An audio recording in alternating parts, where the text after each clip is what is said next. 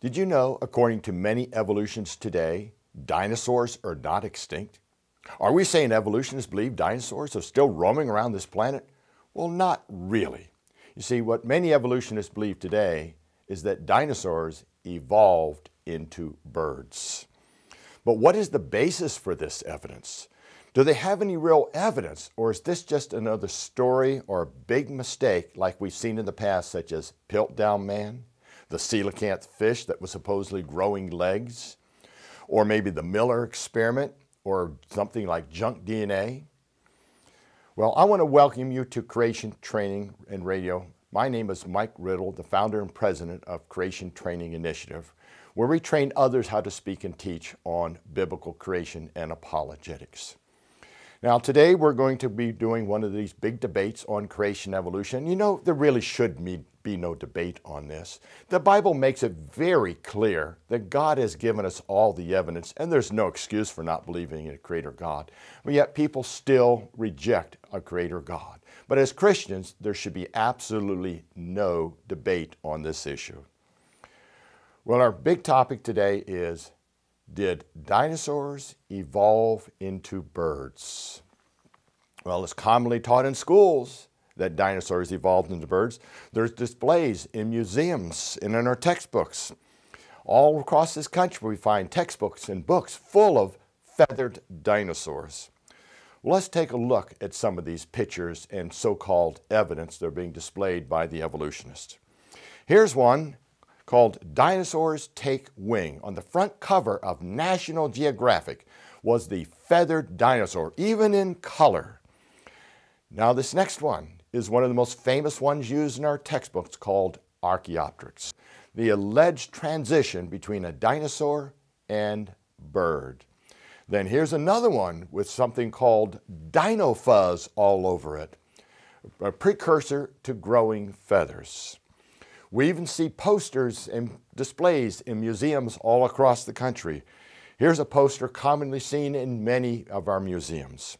And here are a couple of displays we find in museums. That bird has scales on its neck, implying again that dinosaurs evolved into birds. Now there's a major problem with all this evidence, and that is all these pictures and all these displays are made up pictures and displays by artists, not real observational evidence. You see, not one of these creatures has been factually found. This is called deception. Certainly not education, and most certainly not science. Now, is this the best evidence evolution has to offer?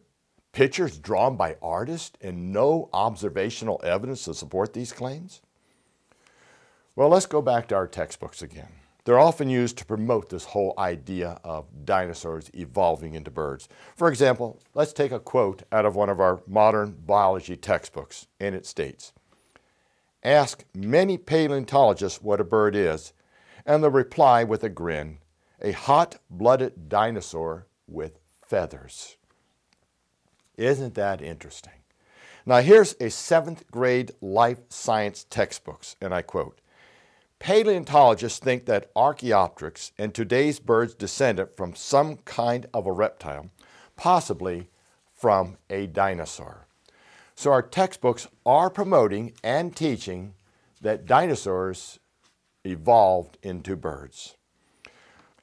Now, what we're going to do is something that is not commonly allowed in our public school classrooms today. We're going to do something called critical thinking about evolutionism. We're going to actually analyze the evidence. That is something that is not allowed in most of our public school systems today. And we're going to start by asking 3 questions. I call these 3 critical thinking questions. And we're going to pertain these to dinosaurs evolving into birds. Question number 1, how do we know that's true? Question number 2, has it ever been observed? And the answer is no. And question 3, are we making any assumptions about dinosaurs evolving into birds? So now we got 3 critical thinking questions we can use as a theme throughout this whole session. So next, let's examine 6 different evidences about dinosaurs evolving into birds. Number 1, how did this happen? How did the change from a dinosaur to a bird happen? Number 2, what has to change in order for a dinosaur to evolve into a bird? Number 3, is there even a mechanism that would allow for this fantastic change to occur? 3, let's take a look at a history of claims, including the best one the evolutionists use today called Archaeopteryx. Number 5, when did this change happen? And number 6, let's see what the Bible has to say about this. So let's start with evidence number 1. How did all this great change happen? Now, there have been actually very few proposals for how dinosaurs or reptiles changed into birds.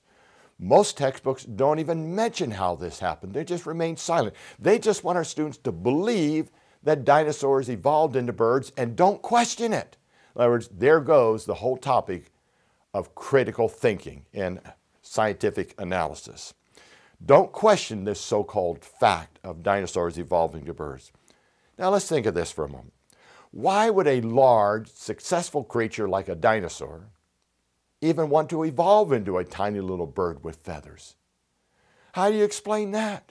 And secondly, just wanting to change into something else will not allow you to change into something. In other words, if you want to change into a gorilla, you can try all you want. It's not going to happen. One explanation given by evolutionists is that some of these smaller reptiles or dinosaurs went up into the trees, out onto the branches, and then jumped off these branches. And then over millions and millions of years, these reptiles learned to glide and eventually evolved feathers and became birds. Now, 3 questions about this explanation. Number 1, how do we know it is true? No one was there to see this.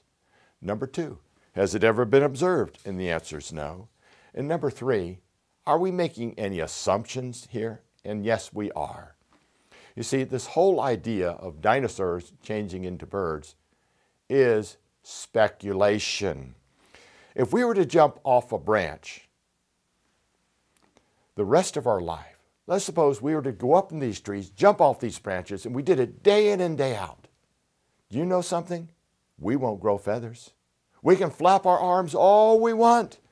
We won't grow feathers. Neither will our children, our grandchildren, or great-grandchildren.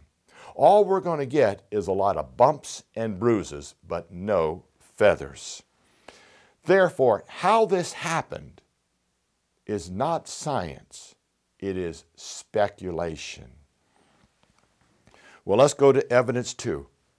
What has to change for a dinosaur to become a bird? Now, textbooks often mention that over millions of years, scales on these reptiles or dinosaurs changed into feathers. Now again, 3 questions. How do we know that's true? We weren't there. Has that ever been observed? No one ever observed millions of years, and no one's ever observed a scale changing into a feather. And number 3, are we making any assumptions? And the answer has to be yes. Now, in the fossil record, we find scales and we find feathers, but no one has found a half scale, half feather anywhere in the fossil record. But you see, much more has to change for a reptile to become a bird. It has to be much more than just scales changing to feathers. Some of these changes include the lungs. You see, the whole internal anatomy has to change, and that isn't talked about in the school systems. So the lungs have to change. The entire circulatory system has to change. The heart has to change. Bones have to change. See, birds have very delicate, hollow bones designed for light weight, where reptiles have very heavy, solid bones. The whole idea of the origin of flight has to be answered. When we talk about blood, the whole blood system has to change. See, if birds evolved from what we call theropod-type dinosaurs, we have a very big problem. Not we as Christians, but the evolutionists have a very big problem. See, dinosaurs were cold-blooded, and birds are warm-blooded. See, worse even to that is the majority of birds today have such a high metabolism that their blood temperatures actually have to be higher than most warm-blooded animals today. Well, how do evolutionists answer this? Well, they simply just assume that dinosaurs were warm-blooded also, even though there's absolutely no evidence to support that. See, reptiles today are cold-blooded, not warm-blooded. So what else has to change? Well, how about perching feet? Birds have perching feet, reptiles do not. The brain structure has to change from being reptile-like to bird-like. The wishbone has to change. The wishbone in birds has a very strong set of muscles for the downstroke of the wings. And then again, feathers. If birds did evolve from dinosaurs, that means feathers had to evolve from scales. The problem again is feathers are profoundly different from scales. Let me read you a quote from Dr. David Menton. He has his PhD in cellular biology, and he states, "The feather vein is made up of hundreds of barbs, each bearing hundreds of barbules interlocked with tiny hinged hooklets. This incredible complex structure bears not the slightest resemblance to the relatively simple reptilian scale." Has any of this change ever really been found, all these soft parts? Because we very rarely find soft parts in the fossil record. How could a creature that's half evolved from half scale, half feather even survive? How could all the internal structure of it have half changed and that creature still survive? Well, what do the evolutionists do? Well, sometimes they talk about things called proto-feathers and dinofuzz. Again, they really don't talk about the internal anatomy. That is just completely left out of our textbooks. And that is critical for part of this change to take place. Now, proto-feathers and dinofuzz. You see, the problem is this. The claimed proto-feathers have turned out to be thinly spun thread or fiber or interlaced structures that have absolutely no resemblance to feathers. The filaments, often claimed to be dinofuzz, are actually connective tissue called collagen, found in the deep dermal layer of the skin. That is the layer underneath our outer layer called the epidermis. So no transition in feathers have been found. No transitions in all the internal anatomy that has to take place has been found.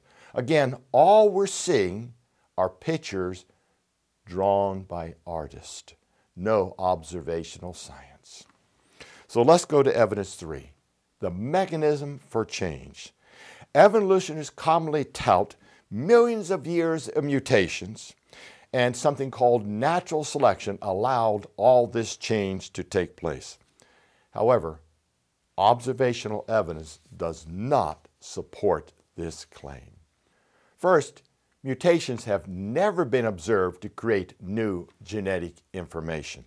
Mutations have produced duplicate information or a loss of information, but never a gain. Let me read you a quote from a professor of genetics who also happens to be an evolutionist. And he states, "The typical mutation is very mild. It usually has no effect, but shows up as a small decrease in viability or fertility. Each mutation leads ultimately to one genetic death." Here's another quote from another person who has their PhD in genetics. And he states, "Amazingly, there are still no known mutations which unambiguously create or add information, not even the ones that are considered beneficial." Now let's take a look at a third quote. And this gentleman has his PhD in chemistry and he's professor of biomedical sciences. And he states, "Thus changing the DNA code has the potential to cause a mutation and is the basis of most common plant breeding techniques used by scientists, including genetic engineering. This type of evolution involves no new additional genetic information being formed. It most commonly involves the loss of pre-existing genetic information that results in changes to the inherent genetic code in the offspring, making it different from the parent. So again, mutations have never been shown or observed to create new genetic information.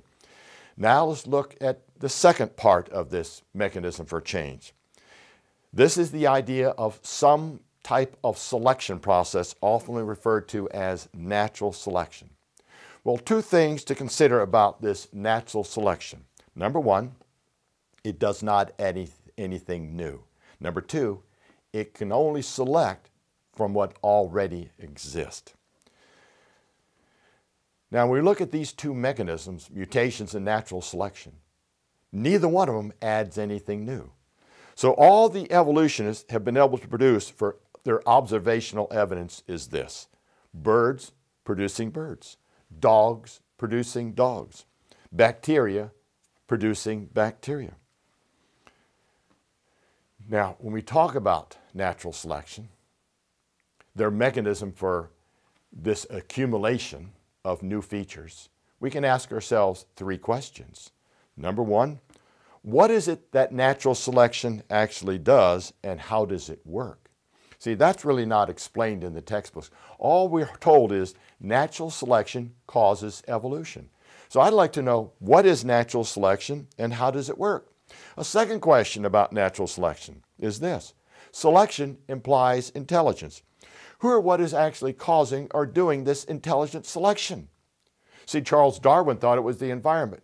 I didn't know dirt and rocks had intelligence. Now, the third question about this natural selection is this: is there any observational evidence for where this vast amount of information in our DNA came from that does not require me to use faith?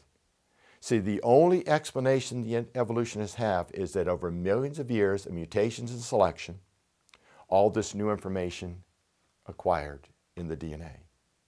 Folks, that is faith.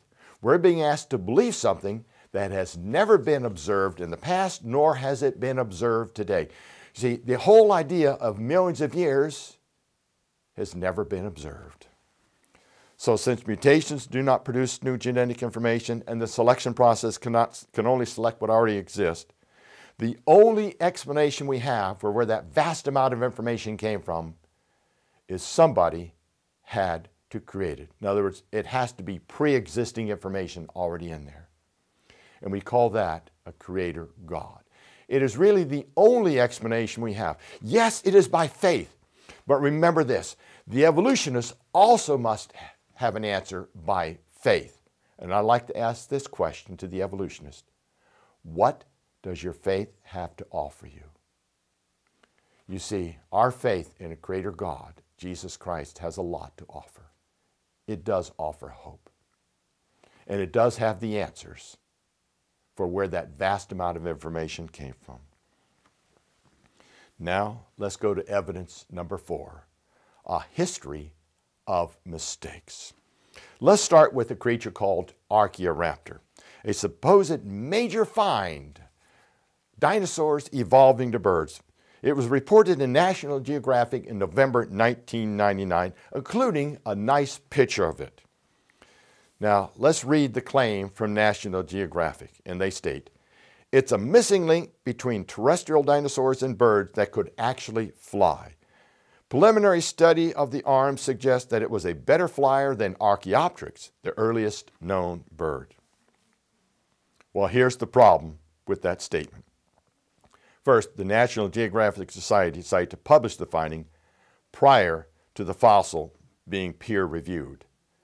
You see, Archaeoraptor ended up being a fake, in which someone glued dinosaur and bird fossils together. The whole thing was a fake. And there's National Geographic promoting this as real science. Let's look at another claim here. A creature called Sinosauropteryx. Say that one fast, Sinosauropteryx. That was a small dinosaur fossil found in 1996 and it made the headlines because it was reported to have a coat of filament feathers or dino fuzz on it. Thus, Sinosauropteryx was hailed as a transitional fossil between birds and dinosaurs. The problem: after a thorough analysis from bird experts, including evolutionists, it was determined that this so-called dinofuzz was not evidence of feathers or even the beginnings of feathers. Instead, the dinosaur was found to have the remains of a collagenous fiber mesh work, or a biological way of reinforcing the skin. No feathers, no dinofuzz. Again, another great claim that was another big mistakes. Let's look at another one, Cardipteryx. First discovered in 1997 and featured, again, in the front cover of National Geographic. You can see the picture right there. Featured in July 1998 in National Geographic. Was thought to be a dinosaur with feathers, but has now been declared to be nothing more than a flightless bird. Let's look at another great claim called Microraptor. First discovered in 2001, was claimed to be a pigeon-sized dinosaur from about 120 million years ago. It had 2 pairs of wings, claws on its wings, teeth, and a tail, claimed to be another missing link.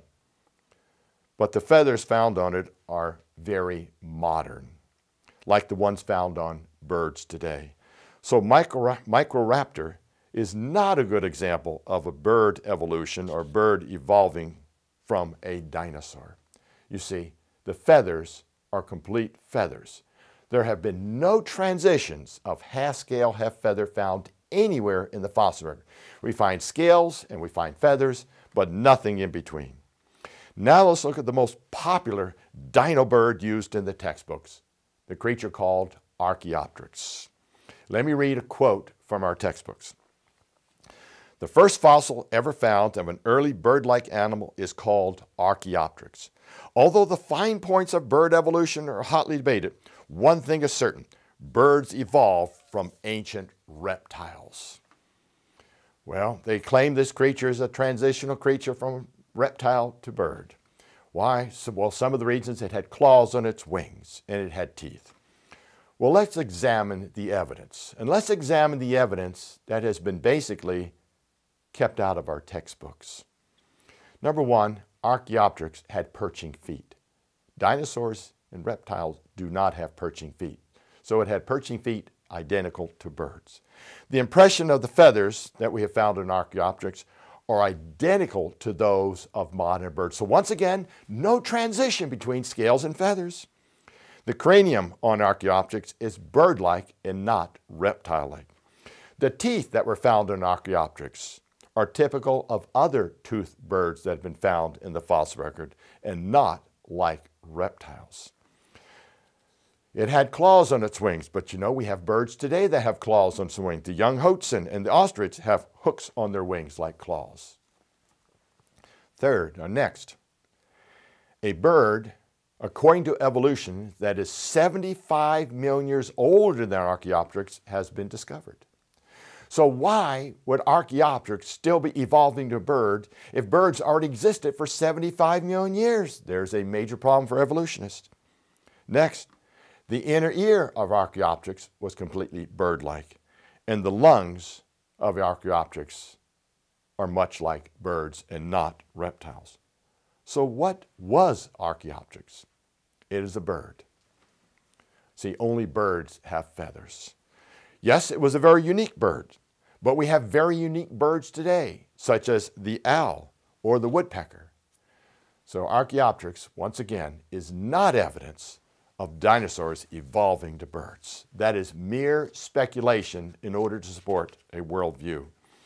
See, in an attempt to support the evolutionist worldview, they have introduced many mistakes and corrupted our education system with false information. This is not an example of good science. It is a case of where opinions and beliefs rule over science. We need to get back to teaching science in our textbooks. We need to get back to real science. We need to get back to allowing our students to do critical thinking and analyze the evidence, ask questions about it, rather than just say, here's the evidence we want you to believe, you're not allowed to question it. That is exactly what's happening in many of our public schools today. Now let's go to evidence 5. When did this transition happen from dinosaur to bird? Well, let's look at, first of all, this. If dinosaurs evolved into birds, then why are there fossils being found that are 75 million years older than dinosaurs that were already birds? We just talked about that.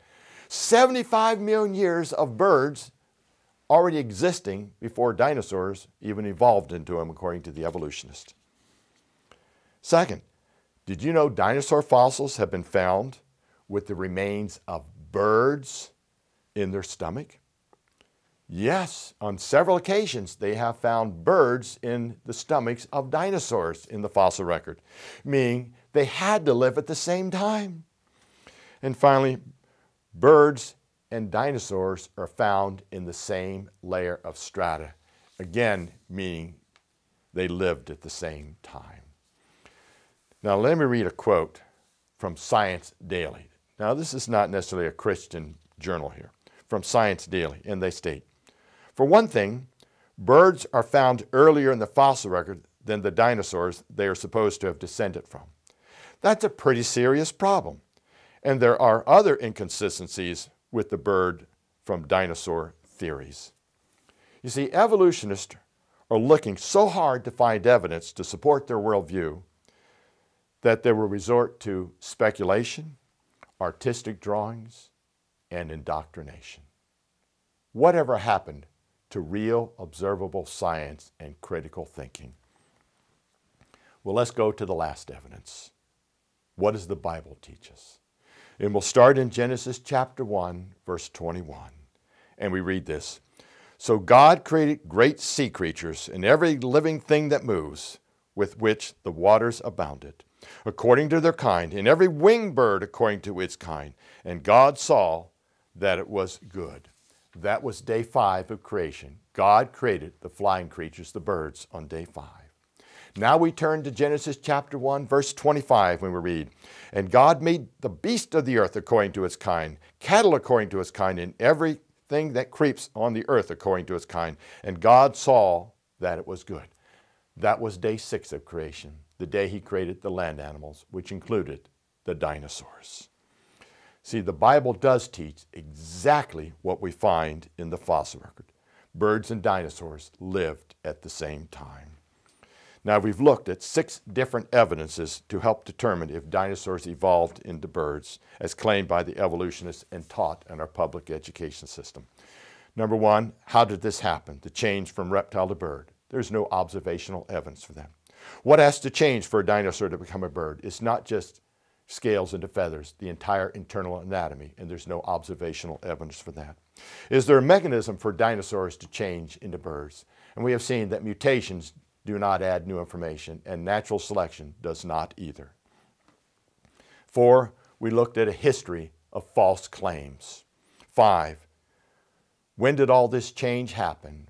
Well, there really was no change because we found out that they lived at the same time. We have found again dinosaurs with birds in their stomach. And finally, number 6, the Bible, which is the correct answer. Everything was created after its kind. See, the Bible is not a science textbook. However, it is foundational for understanding true science.